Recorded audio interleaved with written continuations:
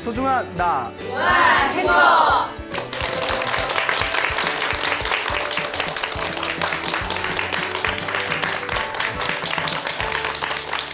예, 만나서 반갑습니다. 반갑습니다. 예, 광호 스님이라고 합니다. 우리 불교에는 굉장히 수많은 기도법이 있습니다. 그래서 뭐 연불수행법도 있고, 또 부처님의 경전을 외우는 독경 수행법도 있고, 그리고 이렇게 주문을 외우는 주력 수행법도 있고, 또 뭐 절수행법도 있고, 수많은 수행의 방법이 있는데, 특히 우리 불교에서 많은 불자분들이 또 즐겨 하시는 그런 기도법 중에 광명진원 기도법이라고 있습니다. 들어보셨어요? 네. 안 들어본 거 뻔히 아는데. 예, 광명진원이라고 옴 아모가 바이로차나 마무드라 마니 파드마 지바라 프라바르타야 훔. 별로 어렵지 않죠? 예, 인터넷 쳐보면 돼요. 인터넷에 광명진원 치시면 바로 나옵니다. 근데 원래 우리 한국 불교에서는 광명진원을 예전부터 해오지는 않았답니다. 뭐 우리 한국 불교는 예전부터 뭐 신묘장구 다란이라든가 뭐 옴마니 반매음 뭐 이런 수행법들, 기도법들을 해왔는데, 광명진원이 이제 한국 불교에서 유행하게 된 게 오래전에 이제 세상을 떠나신 해인사 지조감의 일타 큰 스님이라고 계셨어요. 이 일타 스님께서 그 광명진원으로 효험을 많이 보셔서 그 불자분들한테 광명진원을 많이 가르치셨고, 또 그 뒤로 한국의 많은 불자분들이 오늘날 이제 광명진원 기도를 많이 행하고 있습니다. 그래서 이 일타 스님께서 젊었을 적에 경험하신 요 광명진원하고 좀 관련된 재미난 이야기를 해드릴까 합니다. 또 워낙 유명한 이야기라서 뭐 불자분들 중에 많이 아시는 분들도 계실 텐데 여러분들은 모르시죠? 예. 자, 일타 스님께서 그 젊었을 적에 30여 세 그 젊으신 나이에 태백산에 올라가셔서 태백산에서 혼자 한 6년 동안 수행을 하셨다고 합니다. 용맹스럽게 이제 수행을 하셨는데, 어느 날 태백산의 그 토굴에 혼자서 공부하고 계실 때 어느 여인네가 찾아왔대요. 여인네가 찾아왔는데 얼굴은 핏기도 없고 완전 초췌해가지고 피골이 상접해서 이렇게 일타스님을 찾아와서 하소연을 하더랍니다. 신임 저 죽겠어요. 저 죽겠어요. 이렇게 막 하소연을 하더래요. 그래서 이제 스님께서 왜 그러냐 이렇게 하니까 이 여인네가 하는 얘기가, 당신이 젊었을 적에 처녀 시절에 서로 좋아하던 남자가 있었답니다. 좋아하던 이제 남자가 있었는데, 이 남자 이 여자 이제 서로 마음은 있었지만 어떻게 인연이 안 됐는지 집에서 부모님이 지어준 그 인연대로 서로 다른 배우자를 만났대요. 남자도 이제 다른 여자를 만나고 이 여자도 이제 다른 남편을 만났는데 10년이 안 돼가지고 희한하게 남자 쪽도 부인이 먼저 죽고 자기 여자 쪽도 남편이 먼저 죽어버렸대요. 그러니까 이제 호라비와 이제 과부가 돼가지고 다시 이제 우연히 만났는데 이제 또 애틋한 정이 생겼다는 거예요. 그 뭐 또 뭐 바람 피는 것도 아니잖아요. 둘 다 홀몸 됐으니까 이것도 인연인가 싶다 해가지고 둘이 이제 재혼을 했답니다. 그 서로가 원래 첫사랑이었으니까 얼마나 좋았겠어요. 그래서 이제 이 여자분께서는 원래 애가 없었고, 이제 새로 남편이 된 이 남자분은 이제 전처 사이에서 애가 둘이 있었대요. 근데 이제 애 둘을 데리고 이제 재혼을 했지만 이제 자기는 애도 없고 또 이제 사랑하던 남편의 자식들이니까 또 애지중지 잘 키웠는데, 그렇게 이제 알콩달콩 한 살기 1년이 지났을 때 어느 날 꿈을 꿨는데 꿈에 그 죽은 전처가 나타나더래요. 죽은 전처가 싹 나타났는데 막 싱글벙글하면서 뭐 고맙다. 내 이 애들이 성질도 까탈스럽고 한데 정말 잘 보살펴줘서 고맙다, 이렇게 인사치레를 하더래요. 그래서 뭐 그 꿈이 나쁜 꿈은 아니잖아요. 근데 문제는 그 꿈을 꾸고 난 다음부터 꿈에 꼭 전처가 나타나더래요. 그 전처가 나타나가지고 자기 몸을 막 쓰다듬으면서 고맙네 욕보고 있네 내가 다 알지, 내가 욕보고 있는 거 다 알지 하고 자기 몸을 이렇게 쓰다듬어 주더래요. 그러니까 나쁜 꿈은 아니죠. 문제는 꿈에서 깨고 나면 꿈에서 자기 몸을 쓰다듬은 데가 몽둥이 찜질을 당한 것처럼 아프더래요. 정말 몸둥이 찜질을 당한 것처럼. 그 몸이 막 너무 아픈 거예요. 그래서 이렇게 몇 날 며칠이 지났는데 계속 몸이 아프니까 이제 신경이 곤두서잖아요. 근데 꿈에 또 나타났어요. 아이고 고생하네 고생하네 하는데 꿈속에서도 너무 짜증나가지고 이 여인네가 꿈에 나타난 전처한테 고마우면 고마운 거지 뭐하러 자꾸 나타나냐고 막 따졌대요. 얼마나 화가 났으면 꿈에서도 그랬겠어요. 그러니까 이 전처가 오히려 아니 칭찬하는 사람한테 왜 신경질을 내? 이러면서 대판 싸웠대요. 대판 싸웠는데 그 뒤로 꿈에서 전처가 나타나가지고 항상 꿈에서 싸우는 꿈을 꾸는 거라는 거예요. 이렇게 1년을 꿨대요. 그런데 피골이 상접해가지고 우리를 치면 이제 귀신한테 기운을 뺏기는 거죠. 예? 그러니까 피골이 상접해서 이게 살아도 사는 게 아니라랍니다. 1년 동안을 완전히 살아도 산 게 아니고 죽은 게 준 것도 아니고 산 손장이 돼가지고 이러다가 자기가 죽을 것 같은데 그 마을에 있는 누가 저 태백산에 가면 일타스님이라고 큰 스님이 계시니까 그 스님한테 상담받아 보라고 해서 이렇게 왔다고. 그 스님께서 이렇게 그 얘기를 듣고 아 이게 뭔가 귀신의 장난 같은데 어떻게 하면 좋을까 하고 이게 스님께서 이렇게 고민을 하다가 여러분 원효대사라고 아시죠? 네. 원효대사가 쓰신 유심안락도라는 글이 있답니다. 그 유심안락도라는 글에 광명진언의 효과에 대해서 나온대요.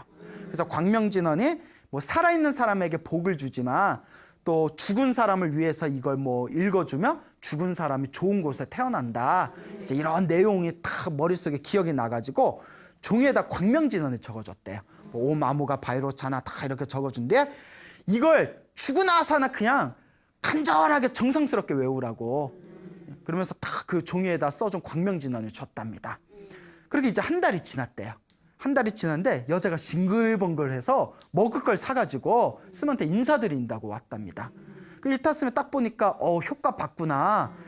그래서 아니 어떻게 효과 보셨습니까? 하니까 이 여인네가 하는 얘기가 스님이 주신 그 광명진언을 정말 그냥 죽으나 사나 그냥 간절하게 그걸 읽었다고 외우고 또 외웠는데 희한한 게 꿈을 꿨는데 꿈에 그 전처가 또 나타났다는 거예요. 전처가 나타났는데 이번에는 방문 안에 못 들어오고 방 밖에서 계속 어슬렁 가다가 가버리고 또 그 다음 날에도 꿈을 꿨는데 이 여자가 방 안에 들어와요 못 들어와요? 못 들어오고 문 밖에서 막 계속 흠칫흠칫 눈치 보면서 사라지고 그러니까 몇 번 그런 꿈을 꾸다가 지금은 아예 꿈이 안 나타난다고. 그러니까 그 광명진언을 읽은 그 강력한 에너지에 의해 가지고 이제 그 전처가 이제 자기의 꿈에 들어오질 못한 게 아니겠느냐 이런 이제 이야기를 했다고 합니다. 그때 일타 스님께서도 그냥 그게 생각나서 적어주긴 했는데 그 이야기를 듣고 야 이게 효험이 있긴 있구나. 그러니까 당신도 깜짝 놀랐다고 합니다.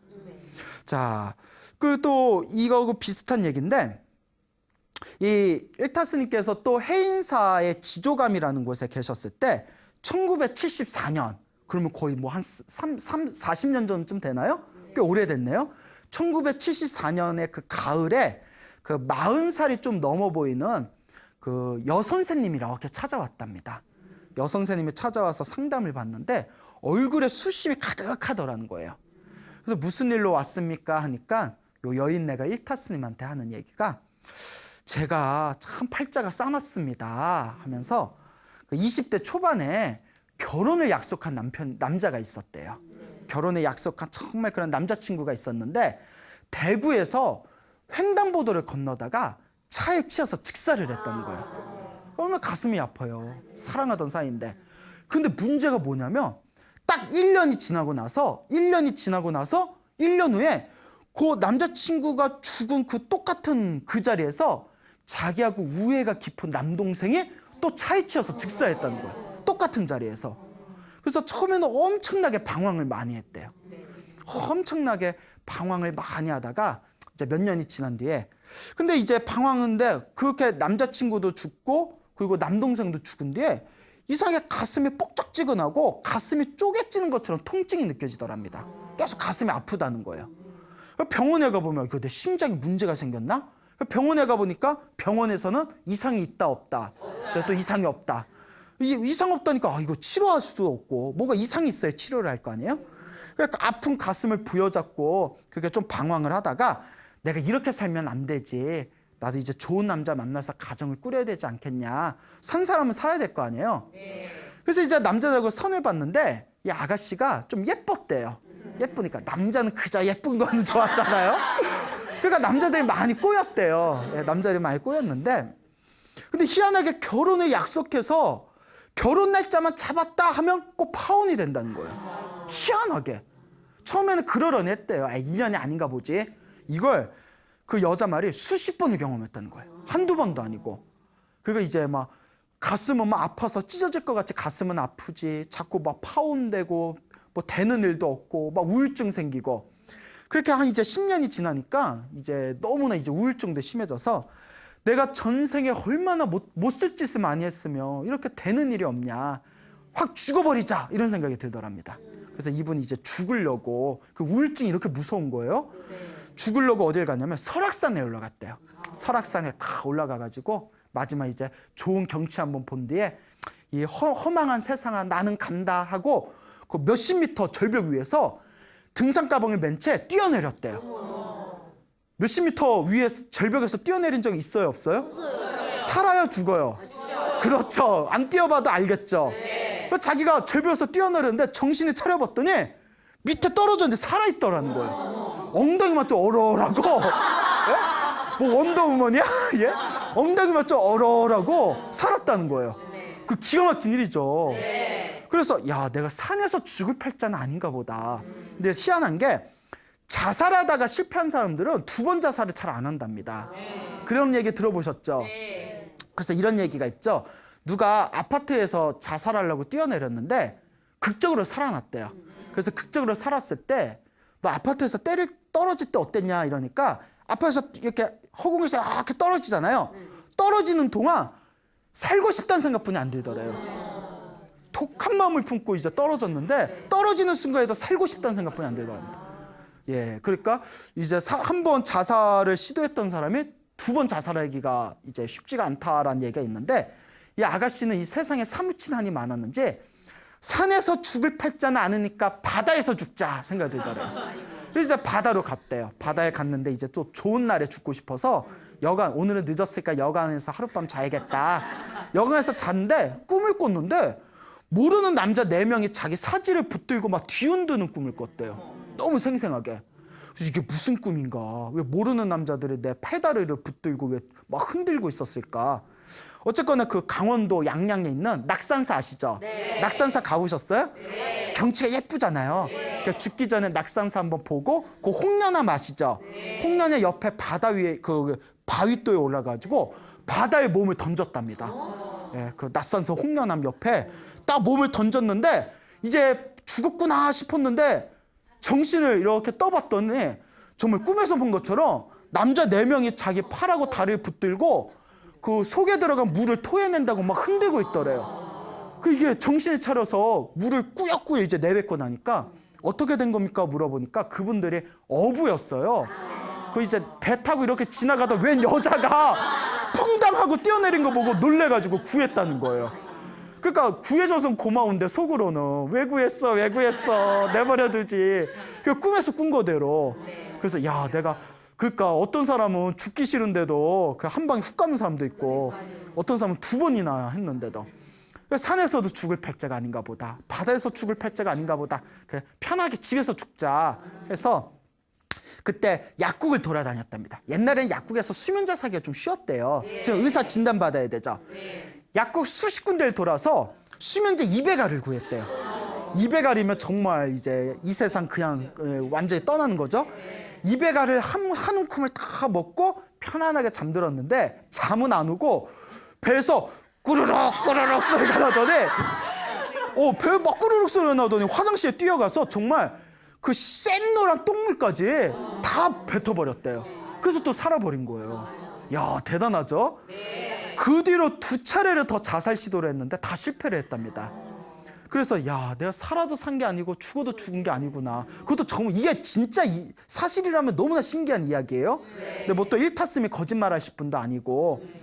그래서 이렇게 방황하고 있던 차에 누가 저 해인사 지조감의 일타 큰 스님이라고 그 도인 스님 계시니까 그분한테 상담 받아봐라 라는 얘기를 듣고 찾아왔습니다 이러는 거예요.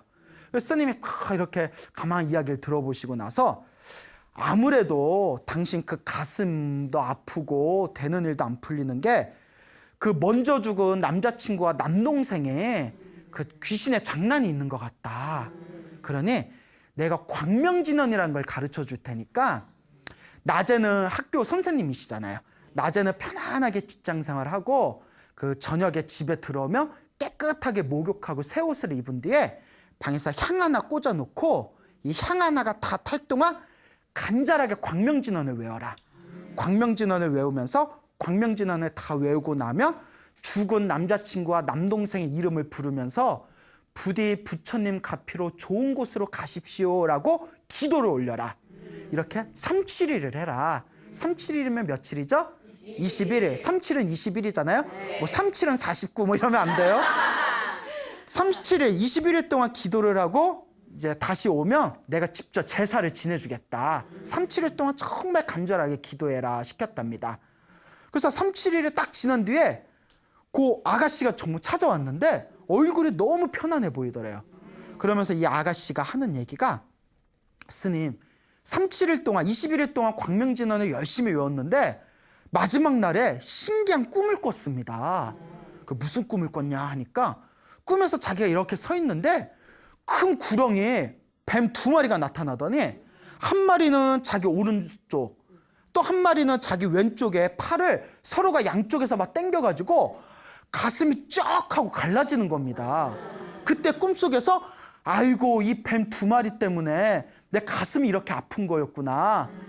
그래서 제가 너무 무서워서 어쩔 줄 모르고 있는데 살려주세요 살려주세요 하는데 머리를 빡빡 깎고 양복 입은 남자가 갑자기 나타난 겁니다. 근데 머리 빡빡 깎고 양복 입은 것도 좀 희한해요.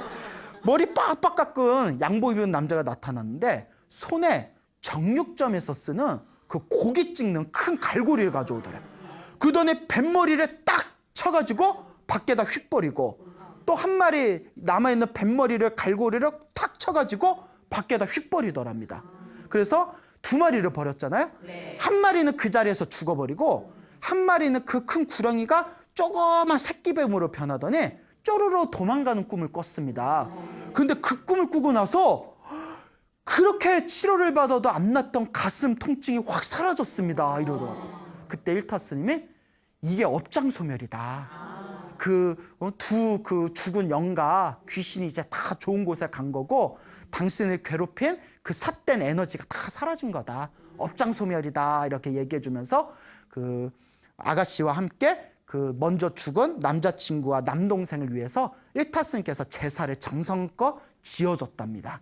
그 다음에 그 뒤에 그 이제 아가씨는 그 가슴에 병도 낳고 마음도 편안해져가지고 아주 독실한 불자가 돼서 그 남은 그 여생을 편안하고 평범하게 지냈다라는 그런 일타 스님의 법문에 나오는 이야기가 있습니다. 너무 신기하지 않습니까? 네. 이와 같이 우리가 살아가다 보면 여의치 않게 무언가 말로써 표현하기 어렵고 또 생각으로서 헤아리기 어려운 그런 좋지 못한 어떤 상황이라든가 그런 좋지 못한 어떤 체험을 할 때가 있습니다.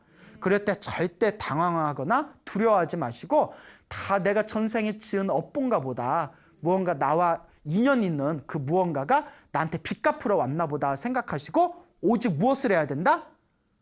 고스톱? 아니죠. 무엇을 해야 된다? 기도를 해야 된다. 간절하게 기도를 하는 것이 중요합니다. 그래서 이런 얘기가 있어요. 예전에 어느 아가씨가 있었는데 이 아가씨가 얼굴도 예쁘고 공부도 잘하고 학벌도 좋고 그리고 성격까지 좋고 짜증나죠? 그 1등 신부감이 있었는데 근데 이분이 희한하게 이제 내가 결혼해야지 하고 남자하고 선을 보면 워낙 1등 신부감이니까 남자들 다 좋아라 할 거 아니에요. 근데 아까 앞에 이야기처럼 이 아가씨도 결혼 날짜만 잡아놓으면 이상하게 무슨 사건 사고가 터져서 꼭 파혼을 하더라는 거예요. 이걸 몇 번을 했대요.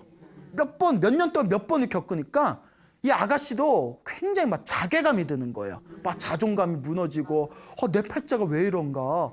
왜 이러지? 내가 뭐 문제가 있나? 한두 번도 아니고 매번 그러면 문제가 좀 있고 가슴이 불안할 거 아닙니까?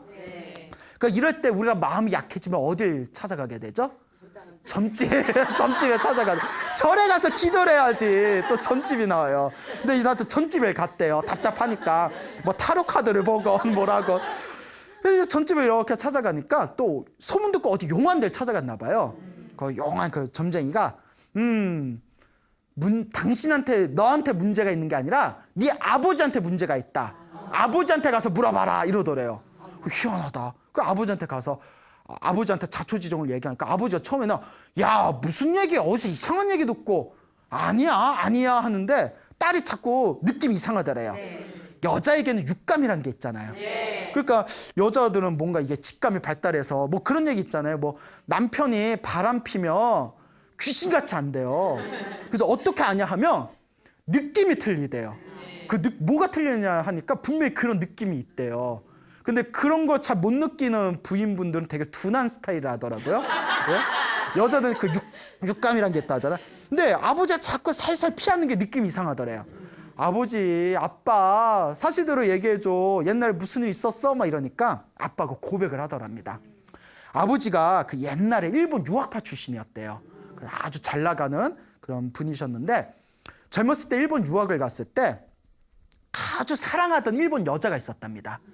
결혼까지 약속을 한 아주 사랑하는 일본 여인이 있었는데 집에서는 외국인 여자를 며느리로 받는다는 건 상상도 못하는 거예요. 옛날 사람들 그렇잖아요. 뭐 지금이야 뭐 상관없는데 그러니까 야 절대 안 된다. 우리 집안 망하는 거 보고 싶냐? 네 어미의 눈에 흙이 들어가기 전까지는 절대 안 된다. 뭐 이렇게 흙을 이렇게 살짝 뿌려줘야 돼. 엄마 눈 떠봐. 흙 한 번만 뿌릴게. 뭐 이러면 그러면 불효자죠. 그래서 그러니까 집안이 너무 완강하게 반대를 하니까 여인한테 일반적으로 이별 통보를 하고는 이 아빠가 이제 귀국을 해버렸답니다. 이제 젊었을 때. 그런데 나중에 소식을 들으니까 이 여자는 정말 남자를 사랑했다는 거예요. 가슴에 큰 상처를 받아서 방황하다가 자살을 했대요. 자살을 했대. 그 얘기를 하면서 근데 그게 너하고 뭔 상관이야? 이렇게 화를 내더랍니다. 아버지도 숨기고 싶은 과거였는데 그 얘기를 듣고 이제 이 딸이 다시 점쟁이를 찾아갔더니 그 여자가 그 여자 귀신이 자기가 사랑하던 남자의 딸이 잘 되는 걸 못 보고 자꾸 결혼을 방해하는 거라고 그런 얘기를 하더래요. 그러니까 그럼 이거 어떻게 해야 되나? 또 여자 마음에 또 여자는 좀 감정적인 데가 있어서 그런 얘기 들으면 괜히 싸우고 이런 거 있잖아요. 어떻게 해야 되나 하다가 다행히 이 집안이 독실한 불자 집안이었대요. 그리고 이 아가씨도 어렸을 때부터 또 절에 다니고 했던 그런 경험이 있어서 어느 큰 스님을 찾아갔답니다. 그 스님한테 이야기를 했더니 그 큰 스님이 가만히 들으시더니 그런 얘기를 뭐 귀신 같은 걸 우리가 집착할 필요는 없다. 하지만 정말 귀신이 있다 하더라도 구슬해서 쫓아버리면 또 다른 원한이 쌓일 뿐이다. 그거는 좋은 방법이 아니다. 선생님 그럼 어떻게 하면 될까요? 했더니 만약에 정말 귀신이 있는 거라면 그 원한을 푸는 게 중요하지 않겠냐. 그럼 만약에 정말 그 귀신이 우리 아가씨를 방해하는 거라면 그 귀신을 좋은 곳으로 보내줘야 되지 않겠냐. 그러니 부처님께 기도를 해서 천도를 시켜야 된다. 그 스님 어떡할까요? 했더니 우리 불교에는 금강경이라는 게 있어요. 금강경. 다 들어보셨죠? 매일 뭐 직장 생활 하니까 집에 들어오면 아침에 하든 저녁에 하든 매일 금강경을 읽어라. 금강경을 읽고 금강경을 정성껏 읽고 다 읽고 나서는 만약에 정말 그 귀신이 있다면 부디 좋은 데 가십시오. 모든 원한을 내려놓고 부처님 가피로 좋은 곳으로 태어나십시오라고 기도를 올려라. 사람이든 귀신이든 정성은 통한다. 그러니까 금강경을 읽으면서 정성껏 간절하게 그 일본 그 여자를 위해서 간절하게 그렇게 기도를 해줘라라고 스님께서 조언을 해줬답니다. 그리고 이렇게 이제 한동안 시간이 흘렀대요. 이 스님께서도 그 아가씨가 찾아와서 상담했던 것도 다 잊어먹었을 때쯤 한동안 이제 세월이 흐르고 나서 그 아가씨가 찾아왔대요. 남편하고 아주 예쁘게 생긴 아이를 데리고 스님한테 인사한다고. 그 일이 잘 풀린 거예요, 안 풀린 거예요? 잘 풀린 거죠. 그 스님이 하라는 대로 해가지고 결혼도 잘하고 아이도 낳고 스님께 감사 인사드린다고 남편 소개도 할 겸 애도 소개할 겸 이렇게 찾아왔다라는 이야기가 그렇게 전해지고 있습니다. 그 여러분들께서도 이렇게 사시면서 막 꿈자리가 뒤숭숭하거나 혹은 막 이렇게 샤워하고 있는데 머리 감고 있는데 뒤통수가 따끔따끔하거나 예? 그때 휙 쳐다보면 돼요, 안 돼요? 예? 무섭죠? 예? 또 방에서 자고 있는데 분명히 오늘 집에서 나 혼자 자고 있는데 뭐 거실에서 저벅저벅 소리가 나는 거야. 놀래가지고 어머어머 문을 끼 열어봤는데 사람이 있어요, 없어요? 아무도 없어요. 아무도 없는데 또 자고 있는데 또 저벅저벅 소리가 나. 오늘 잠 못 자겠다. 예? 자, 어쨌거나 그럴 때 무서워하거나 두려워하지 말고 무엇을 읽어라? 예, 광명진언을 읽거나 금강경을 읽거나 무언가 또 어디에 점집에 갔는데 점집에서 뭐 조상이 안 좋아 뭐 그러면서 아이고 우환이 많지. 아니 우환이 있으니까 점 보러 왔지. 그렇잖아요. 아 그래 안 그래요? 우환이 있으니까 점 보러 왔죠. 예? 아유 조상 중에 안 좋게 죽은 조상이 있네. 그렇지. 우리 조상님들 다 살펴봐요. 개 중에는 안 좋게 돌아가신 분 한 분은 있죠. 있겠어요, 없겠어요? 하다못해 6.25 때 돌아가신 분이라도 있을 거 아니에요. 예? 그렇게 따지면 없는 게 어디 있어요. 그럴 때 막 그 점 봤는데 무서운 얘기를 하면 흔들리지 말고 무엇을 하면 된다? 그렇죠. 부처님께 기도하면 된다. 그 일타스님처럼 광명진언을 하거나 이 아가씨처럼 금강경을 읽거나 무슨 기도를 하든 부처님을 믿고 기도를 하면 반드시 보호를 받는다, 안 받는다? 보호를 받게 된다라는 것을 우리 지혜로운 불자들은 명심해야 됩니다. 알겠죠? 그래서 이제 금강경 얘기를 해서 이제 또 뭐 하나 더 재밌는 얘기를 해드리자면 그 중국 당나라 시대 때 있었던 일이에요. 중국 당나라 시대 때 그 이름이 두덕원이에요. 두덕원. 두덕원이라는 이름을 가진 관리가 있었대요.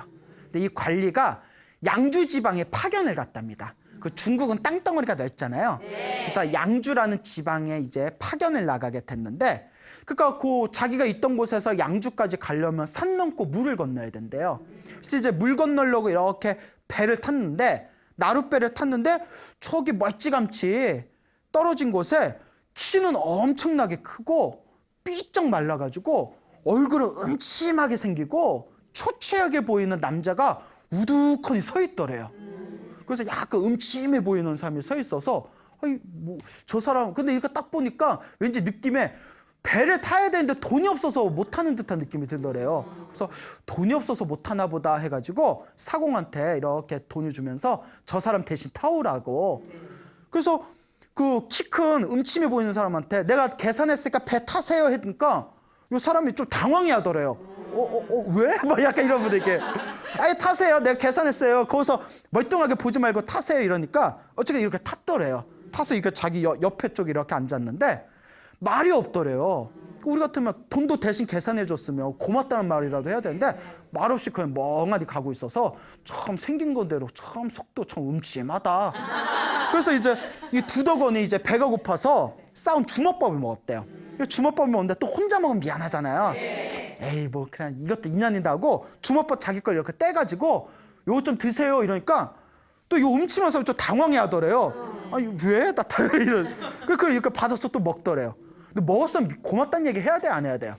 또 아무 얘기도 없더래요. 그래서 아우 생긴 것대로 산다. 그래서 우리가 꼴값 한다고 하죠. 꼴값. 그런데 그 장사하시는 분들도 관상 같은 거 안 배웠지만 10몇 년 이상을 사람들을 이렇게 대해보다 보면 저절로 사람 보는 눈이 좀 생긴대요.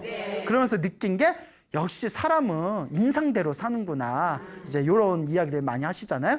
그래서 참 사람 음침하네 이러고 있는데 이제 배가 이제 도착을 해가지고 이제 이 두덕원이 이제 양주까지 이렇게 이제 말을 타고 갔답니다. 말을 타고 갔는데 뒤통수가 이상해서 찾아보니 이렇게 뒤를 쳐다봤더니 그 음침한 키 큰 사람이 이렇게 멀리서 따라오더래요. 뭐지? 고마우면 고맙다고 얘기를 하던가. 그것도 말을 타고 가는데 또 뒤통수가 이상해서 쳐다보니까 그 사람이 또 이렇게 따라오더래요. 스토커야? 예?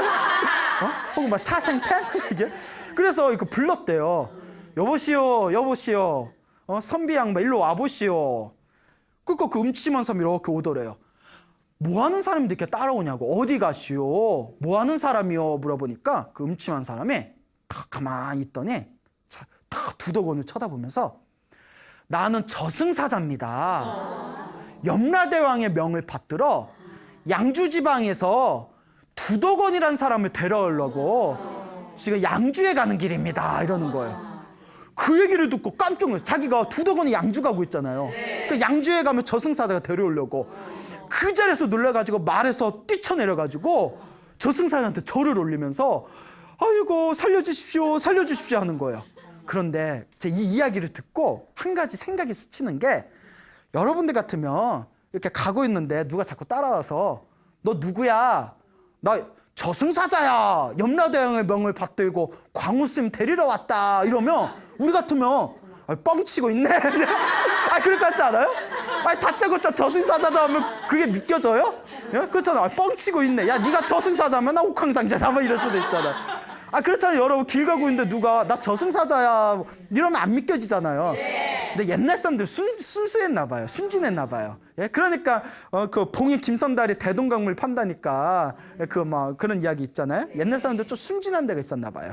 그 나 저승사자요 하니까 그 말에 놀래가지고 그러니까 내려가지고 막 울면서 제 나이가 아주 젊은데 벌써 저를 데려가면 어떡합니까? 살려주십시오 살려주십시오 이러는 거예요.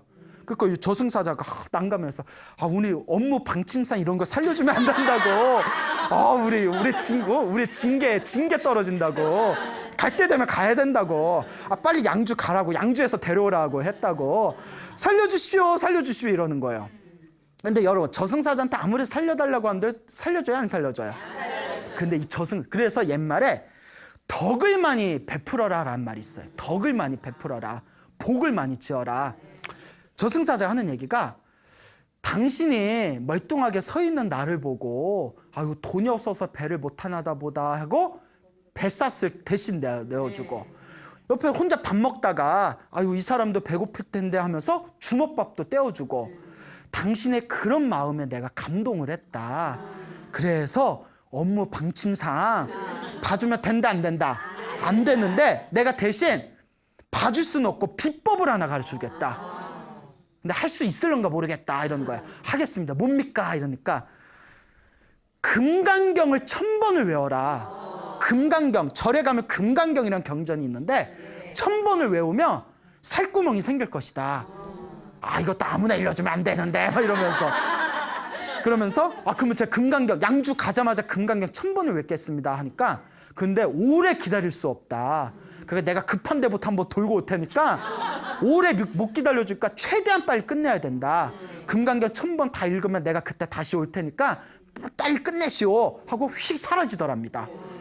그러니까 이게 꿈인가 생신가? 그래서 이따 양주에 오자마자 자기 생사가 달려있잖아요. 그러니까 미친 듯이 금강경을 외웠대요. 미친 듯이 이제 금강경을 계속 외우고 또 금강경을 1000번을 외우니까 한 달하고도 며칠이 지났답니다.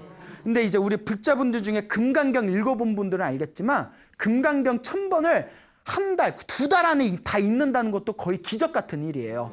무슨 말인지 아시겠죠? 네, 그래서 굉장히 드문 일입니다. 그래서 그렇게 이제 금강경을 다 읽고 나서 이제 1000번을 다 읽고 나니까 이제 저승사자가 그때 싹 찾아오더랍니다. 저승사자가 찾아와서 금강경 1000번을 다 끝내셨군요. 그러니까 이제 염라대왕을 만나도 걱정할 게 없습니다. 그러니까 저와 함께 일단 염라대왕 만나러 명부로 가시죠. 그래서 저승사자 데리고 이제 명부를 갔는데, 저기에서 웬 아주 장군같이 우락부락하게 생긴 등치가 큰 사람이 딱 앉아있더래요. 어찌나 무섭게 생겼던지 저게 누군가, 저게 그 말로만 듣던 염라대왕인가, 그 무서워가지고 다 가까이 갔는데 염라대왕을 벌떡 일어나더래요. 그러더니 밑으로 다 내려오더니 자기한테 공손하게 절을 하면서 금강경을 1000번이나 읽으신 분을 여기서 뵀다니 너무나 영광입니다 이러더래요. 그러니까 금강경 그렇게 많이 읽으면, 부처님의 경전을 많이 읽으면 죽은 뒤에 염라대왕도 자리에서 일어나 인사한다는 얘기가 있는 거예요. 저집에 그런 얘기가 있습니다. 그러면서 금강경을 1000번이나 읽으셔서 당신은 복이 늘어났습니다. 그러니 여기 있을 시기가 아닙니다. 제가 다시 돌려보내 드릴 테니까 나중에 다시 뵙겠습니다 하고 다시 지상으로 내려보내더랍니다. 그래서 자기가 딱 염라대왕을 만나고 다시 딱 돌아왔는데 염라대왕을 만난 게 겨우 몇 분뿐이 안 만난 것 같은데 갔다 와서 딱 눈을 떠보니까 만 하루가 지나가 있더래요. 그러니까 하늘 이제 저승세계와 인간 세계가 시간이 틀리다는 거예요. 그때 이제 저승사자가 싹 나타나면서 금강경을 열심히 읽으셔서 복이 늘으셔가지고 수명이 늦으셨으니까 지금부터 조금 더 사시다가 64세가 되면 그때 다시 데리러 오겠습니다. 그때까지 선업을 많이 지어 놓으십시오. 64세 데리러 오면 다음 생에는 더 좋은 데 가셔야 되지 않습니까? 하고 저승사자가 인사를 하고는 싹 사라지더랍니다. 근데 옛날에 60살 넘으면 오래 산 거잖아요. 그래서 이 두더건이라는 사람이 아주 관리로서 청렴결백한 관리로서 백성들을 위해서 살아가면서 복을 많이 지었다고 합니다. 그리고 정말 몇 살에 세상을 떠났다? 64세. 64세에 아주 편안하게 잠들듯이 세상을 떠났다라는 이야기가 전해지고 있는데 이 이야기를 두더건이 평소에 살아생전에 자기 자식들하고 손주들한테 입버릇처럼 얘기했답니다. 내가 저승사자를 만나고 금강경을 읽어서 염라대왕을 만났는데 자기 복이 늘어나서 다시 사람으로 다시 돌아오게 된 이야기를 자식들과 손주들한테 항상 입버릇처럼 얘기해서 이 이야기가 오늘날까지 전해지게 되었다고 합니다.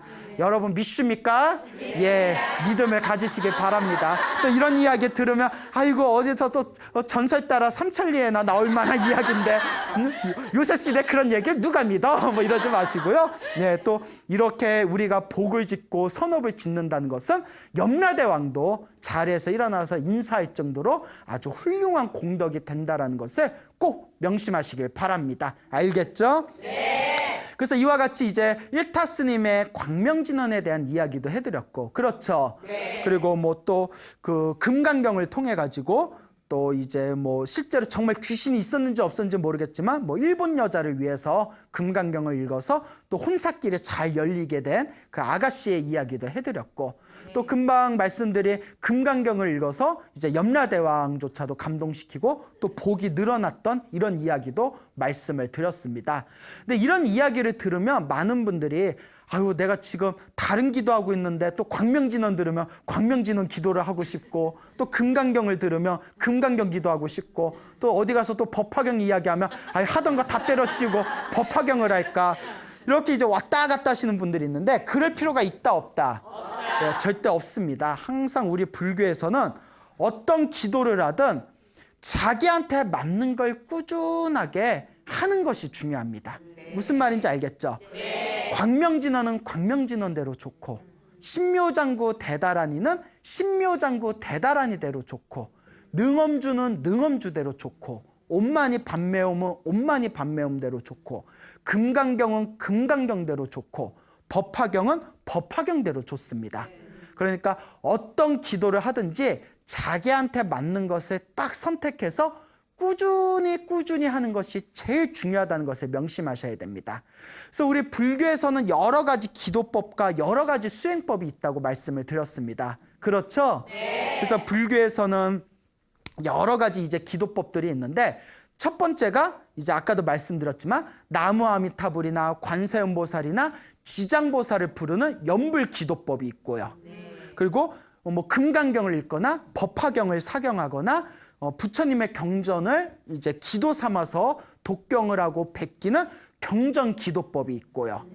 그 다음에 이제 광명진언이라든가 신묘장구 다란이라든가 능엄주같이 주문을 외우는 주력수행법이 있고요. 그렇죠. 그 부처님한테 간절하게 절을 올리는 절수행법도 있습니다. 근데 어떤 기도를 하든지 결국은 하나로 통한다는 것을 명심하셔야 됩니다. 자, 그래서 우리가 중국집에 가서 짜장면 먹을 때도 있고 짬뽕 먹을 때도 있잖아요. 볶음밥 먹을 때도 있고. 근데 짬뽕 맛, 짜장면 맛, 볶음밥 맛, 탕수육 맛이 다 같아요? 달라요? 다르죠. 다르지만 입속에서 씹을 땐 다르지만 결국 마지막에는 어떻게 되죠? 배가 부르지 않습니까? 기도도 여러 가지 기도가 있지만 기도를 할 때 조금씩 맛이 다릅니다. 느낌이 틀리기 때문에 자기한테 맞는 기도가 있어요. 어떤 분은 연부를 해야 마음이 편안해지는 분이 있고, 어떤 분은 스님 저는 연부를 하면 자꾸 망상이 많이 생기는데 주문을 외우면 집중이 더 잘 됩니다 하는 분들도 있고, 스님 저는 책 보는 걸 좋아해서 경전 기도를 하는 게 더 좋습니다 하는 분들도 계시고, 스님 저는 이것저것 다 해봤는데 역시 절을 하는 게 제일 몸에 맞습니다 하는 분들도 계십니다. 그래서 기도마다 각자의 느낌은 다르지만 맛은 다르지만 결국 마지막에는 배가 부르듯이 기도도 마지막에는 결국 하나로 통하게 마련입니다. 그래서 가끔 신도분들이 스님 저 이 기도를 할까요? 저 기도를 할까요? 저런 기도를 할까요? 이런 기도를 할까요? 물어보면 제가 항상 드리는 말씀이 있습니다. 뭐라도 꾸준히나 해라. 뭔 얘기인지 아시죠? 무슨 기도할까요? 하고 실컷 물어보고 나서 며칠 후에 만나서 기도하세요 하면 열심히 해야 되는데, 이런 분들이 많아요. 이거 무슨 기도를 하든 꾸준히 하는 게 중요하다라는 것을 명심하시기 바랍니다. 그래서 오늘 광명진언과 또 금강경에 대해서 말씀을 드렸지만, 어떤 기도든지 꾸준하게 한결과 같이 부처님의 가르침을 믿고 의지하면서 기도한다면 분명히 여러분들 삶에 행복하고 긍정적인 기운과 에너지가 가득 차게 된다는 것을 믿고 확신하시기 바랍니다. 알겠죠? 네. 여러분 행복해지고 싶습니까? 네. 행복한 삶을 창조하고 싶습니까? 네. 복을 지으십시오. 선업을 지으십시오. 공덕을 쌓으십시오. 복과 선업과 공덕의 힘이 여러분들을 진정한 행복의 길로 이끌어 줄 것입니다. 오늘 여기서 마치겠습니다. 소중한 나 무한 행복.